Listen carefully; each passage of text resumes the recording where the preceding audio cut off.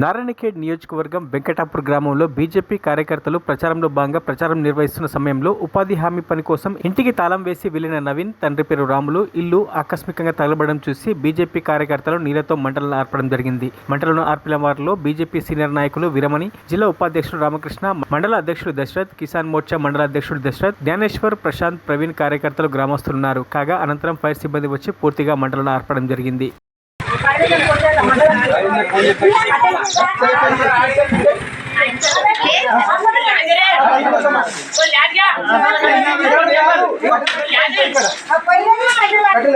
Hundred కు dial చేయండి. 100.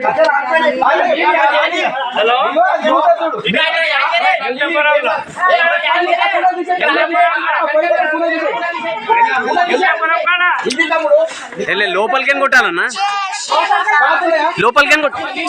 లోపలికి కొట్టాలి నీళ్ళు.